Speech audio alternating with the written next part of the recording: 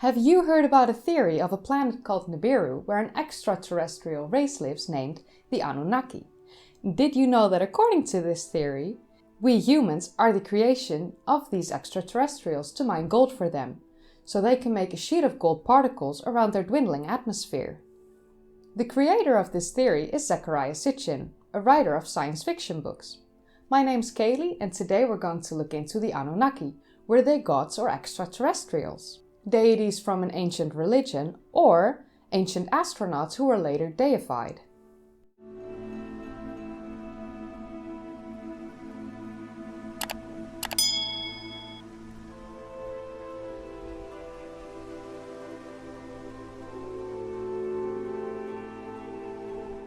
In my last video, we looked into one of the first religious buildings in Mesopotamia, the Anu Ziggurat of Uruk. Uruk was part of the Sumerian Empire, the empire that is credited for the first writing system and the first city in our current civilization, which emerged in southern Mesopotamia around 4500 BCE in present-day Iraq. In 1849, archaeologists found 14 clay tablets with cuneiform writing that tell the story about the origins of the Sumerian religion, the Anunnaki. Anunnaki literally means those who from heaven to earth came. Before we consider what science knows, let's look at what Zecharia Sitchin says. According to Sitchin, the manuscript on the tablets told the story about an advanced humanoid extraterrestrial species from the undiscovered planet in our solar system called Nibiru, which has an elliptical orbit around the Sun and passes Earth every 3600 years.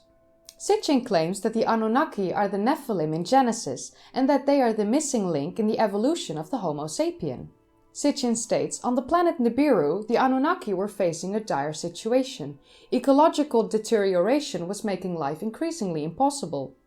There was a need to protect their dwindling atmosphere, and the only solution seemed to suspend gold particles around the atmosphere like a sheet to act as a protection shield. Gold was an exceptionally rare metal on Nibiru, so they went to look for a planet with gold and found Earth's abundant gold resources. Approximately 445,000 years ago, the Anunnaki came to Earth and tried to obtain gold from the waters of the Persian Gulf, but that operation quickly failed. They then started mining operations in southern Africa, and for many thousands of years the Anunnaki exploited the rich gold deposits in what is today South Africa, Zimbabwe, Mozambique, Malawi and Tanzania. About 300,000 years ago, the Anunnaki assigned with mining the gold mutinied over their dissatisfaction with their working conditions. The Anunnaki were still in desperate need of gold, so it was decided to create a breed of miners who would be slave workers in the southern African gold mines. Sitchin claims that it was then that the chief scientists of the Anunnaki named Enki and the chief medical officer Ninhursag used genetic manipulation and in vitro fertilization to create primitive workers, the first Homo sapiens, to take over the hard labor in the gold mines. According to Sitchin, Homo sapiens were made in the likeness of the Anunnaki. The essence of the blood of a young Anunnaki male was then mixed with the egg of an earth-born female hominid of the Homo erectus species. The fertilized egg was then implanted into the womb of a female Anunnaki in a process similar to modern-day in vitro fertilization. Through trial and error, Enki's desired result was reached, and once it was perfected, they mass-produced Homo sapiens. But, as you can imagine, the production of Homo sapiens couldn't continue forever, and this new species was eventually given the ability to procreate. Eventually, over time, the new breed became so numerous that some of them were expelled from the Anunnaki city centers, and they gradually spread over the planet. Approximately 7,000 years ago, the Anunnaki were forced to temporarily leave Earth's surface when the Antarctic glaciers melted, causing the Great Flood.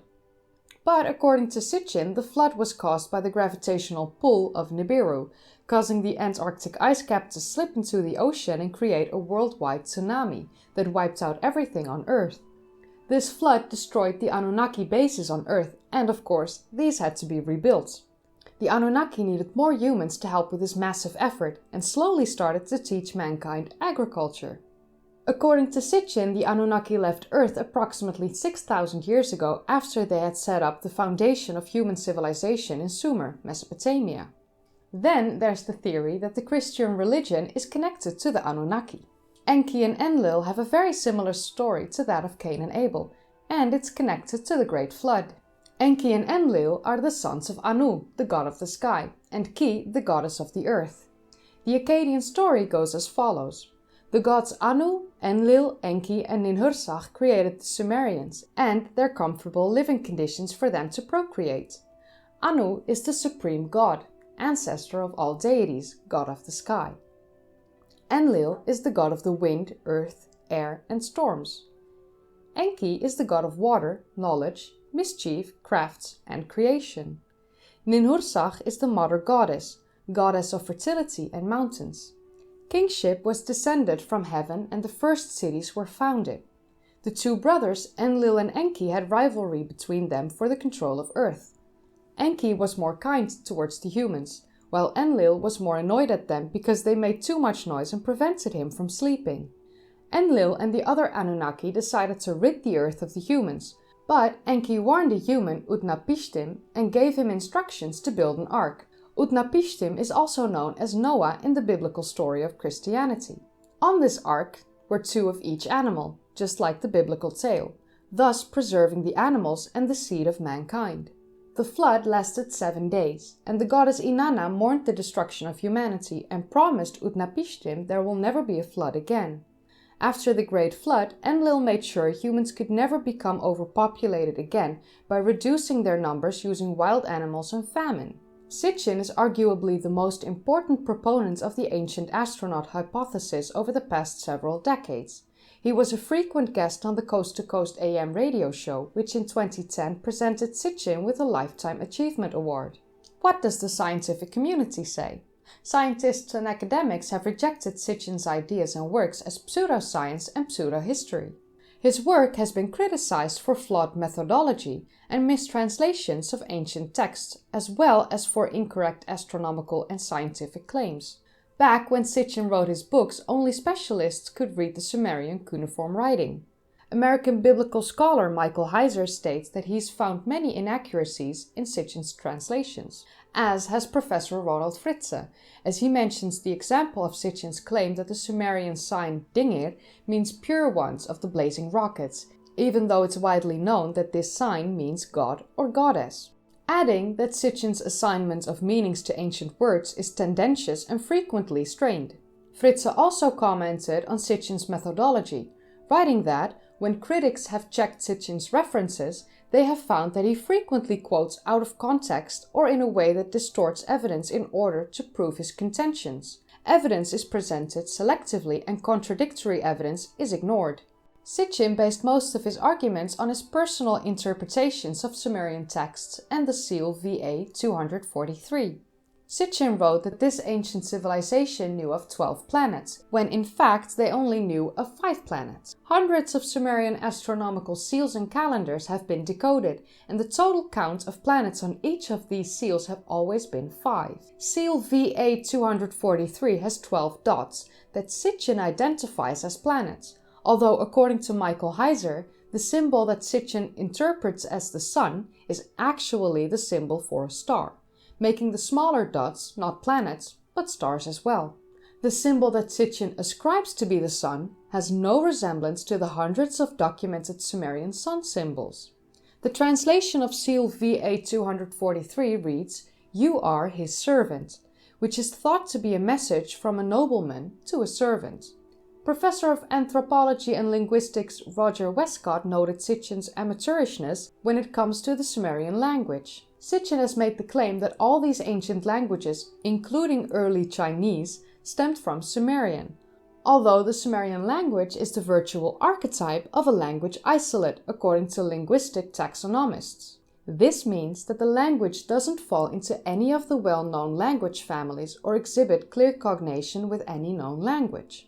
Of course, there are more explanations from the scientific community that debunk Sitchin's claims.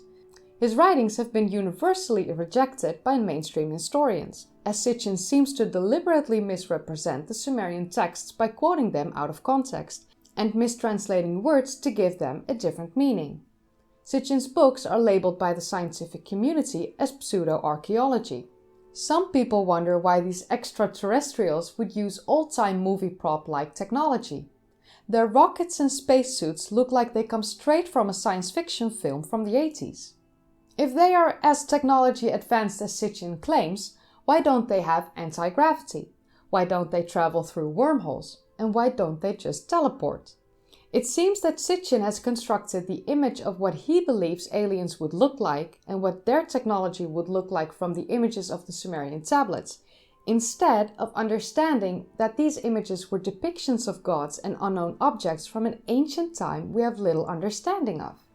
If you would like to learn more about ancient Sumer, I highly recommend my latest video about the Anu Ziggurat of Uruk, as I speak about the creation of this religious structure in honor of the sky god Anu, and the origins of the Mesopotamian civilization.